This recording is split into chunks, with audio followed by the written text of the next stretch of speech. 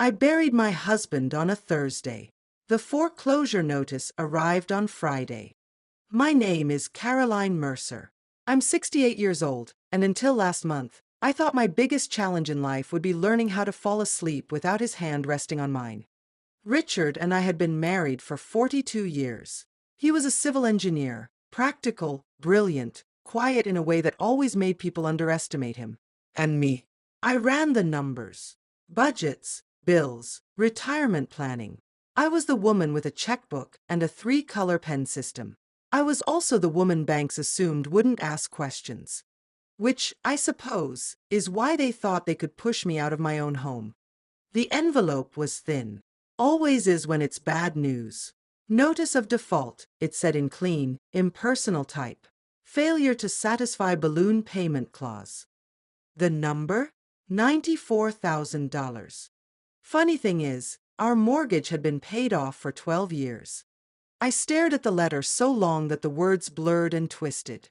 When Richard and I bought this house in 1983, interest rates were in the teens. We refinanced twice, always cautiously. By the time we'd paid it off in full, we had a little celebration on the porch. Champagne and paper cups. We burned the old mortgage documents in a coffee tin. It felt final. So how did I owe $94,000 to a company I'd never heard of before? I called the bank listed on the letter, Greenstone Capital Holdings. Their representative, a man named Gerald with a voice like a waiting room, confirmed everything.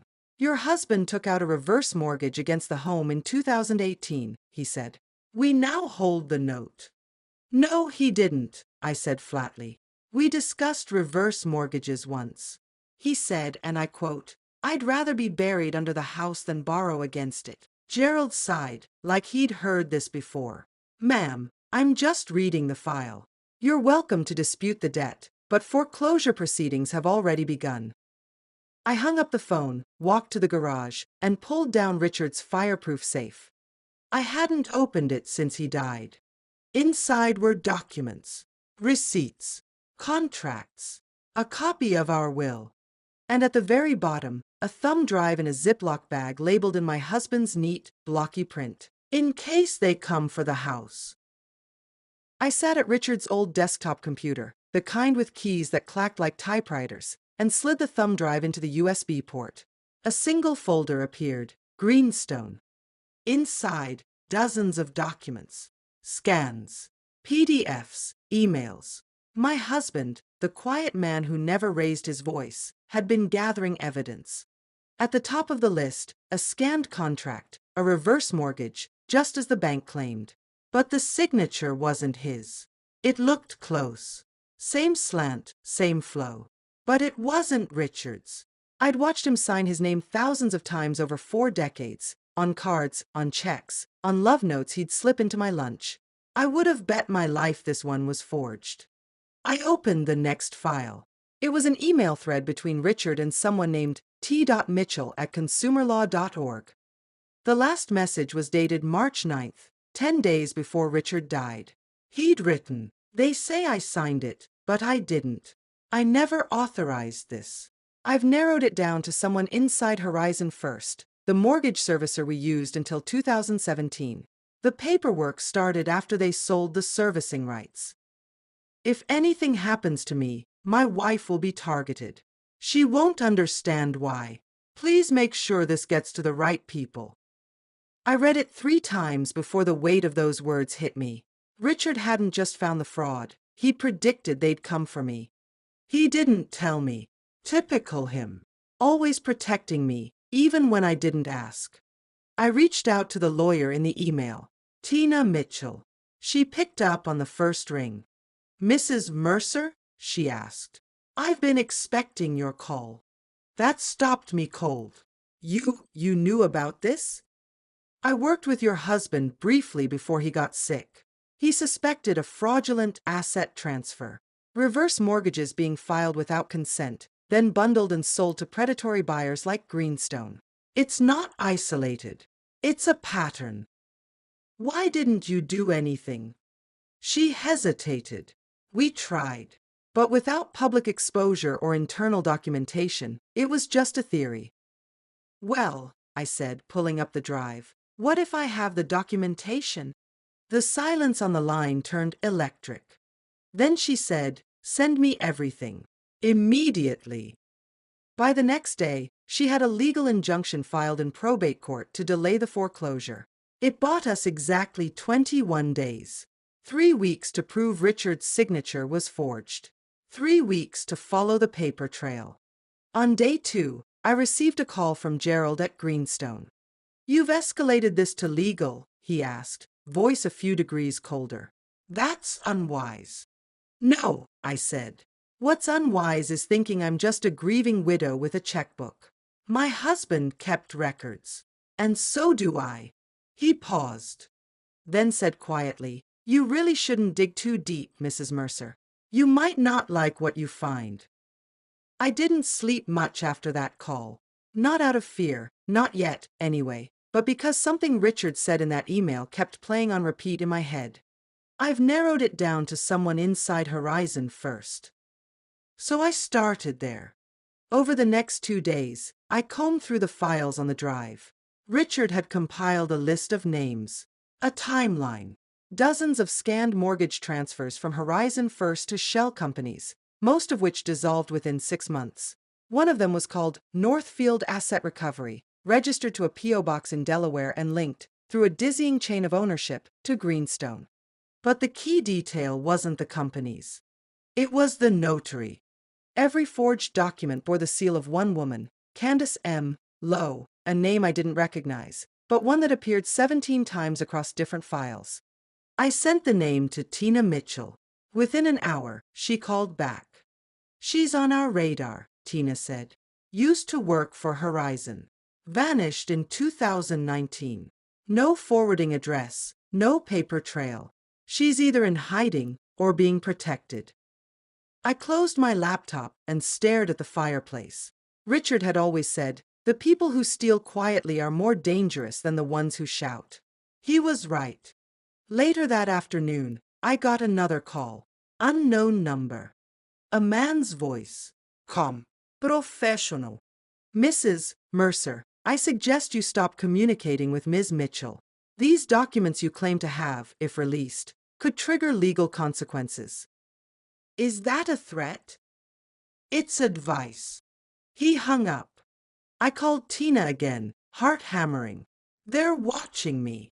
"They're nervous," she replied. "That's good. It means you're over the target." The next morning, I found tire tracks in the gravel that weren't mine. Fresh ones. Leading to the side of the house, near Richard's old shed. Inside the shed, nothing was touched. Except the safe. The lock was scratched. They were looking for the originals. They didn't know I'd moved them to the bank. Safety deposit box under my daughter's name. I may be old, but I'm not stupid. That night, I wrote a letter to the local newspaper. Just in case something happened to me. Then I sat at the kitchen table, opened a fresh notebook, and started writing down everything Richard and I had ever signed. Ever notarized. Every refi. Every payment. They wanted me to be afraid. But fear doesn't work on someone with nothing left to lose. The newspaper published my letter under the title, "Widow vs. Wall Street: How My Husband Tried to Stop a Mortgage Scam Before He Died." It went viral by lunchtime. Calls flooded in. Former Horizon clients, other widows, retirees with phantom debts and missing documents. One man said he found a second lien on his house he never signed. Another said his wife's name was added to a loan after she passed away. They thought they were alone. But the patterns were too exact to be coincidence. By the next morning, Tina had 3 more clients and a local news crew parked outside my house. I didn't want the cameras, but I stood on my porch and read a statement Richard had written in one of his files. The last line stayed with me. "It's easy to erase a person when the paper trail is scattered. That's why I kept mine together." A week later, the state attorney general opened a formal investigation. Greenstone Capital Holdings was suddenly quiet. Their foreclosure threats stopped. Their emails slowed. Their tone shifted from threatening to, "We would like to resolve this privately." Which, of course, meant they were bleeding. But bruised animals bite hardest. Late one night, I came home to find my front door open. Nothing soiling, nothing broken. Just a printed photo left on my kitchen counter. A picture of me, sitting on the courthouse steps, talking to Tina. No note. Just that. The message was clear. We see you. I didn't sleep that night. But I didn't run either. I moved the originals again, 3 separate copies, stored in 3 different places. By Friday, a journalist from a national news outlet contacted Tina. We want to run the full story, she said. But we'll need a face. Tina looked at me. You don't have to do this. I do, I said. Not just for me. For Richard.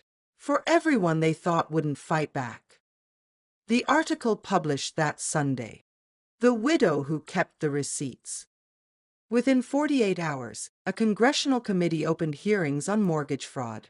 Greenstone's parent company stock dropped 14%. Horizon First's name reappeared in headlines for the first time in years, not in praise, but in subpoenas. That's when the settlement offer arrived. A courier. Plain envelope. No return address. They offered to cancel all debts in full, plus a cash settlement, $250,000, in exchange for my silence. I stared at the offer for a long time. Then I picked up a pen, wrote 2 words across it, and mailed it back. Try me. 2 weeks after I returned their offer, Greenstone filed a motion to dismiss the foreclosure. Administrative error, they called it. No further action will be taken. Just like that, they hoped it would all vanish, as if the letter, the threats, the break-in never happened. But I wasn't interested in disappearing quietly. I turned over every file, every email, every document from Richard's drive to the state investigation team. Tina connected me with a group of whistleblower attorneys, and suddenly, what started with my little white house on Walton Street became the center of a class action lawsuit spanning 7 states.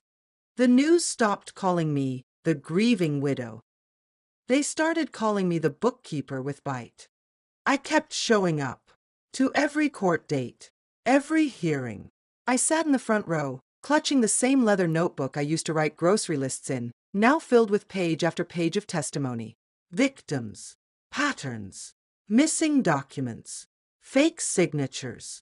They brought in handwriting experts. Every signature forged. Every loan illegal.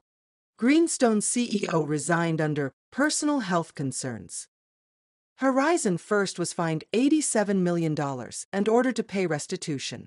And Candace Emlow, found in Texas, working for another loan servicer, arrested, charged with conspiracy, fraud, and racketeering.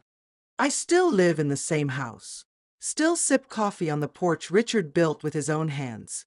There's a new plaque on the front gate now, a gift from my daughter and Tina, in case they come for the house. Every Saturday, I meet with a group of women in town, most of them widows, like me. We go through loan documents together. We teach each other how to read the fine print, how to file disputes, how to track transfers. We call it the Ledger Club. What they did to Richard, to us, wasn't personal. Not to them. Just numbers. Just digits in a column. But we were never numbers. We were names. We were homes. We were people who remembered where we kept the receipts. 1 year after the case closed, I stood at the county courthouse steps, where Richard once registered our marriage license, and spoke to a crowd of reporters. Justice doesn't always come quickly, I said. But if you leave behind a map, and someone's stubborn enough to follow it, it comes. They tried to steal my house. But I still have my keys. And now. So do 100 other people who almost lost theirs. Thanks to a quiet man with a thumb drive. And a woman who refused to be erased.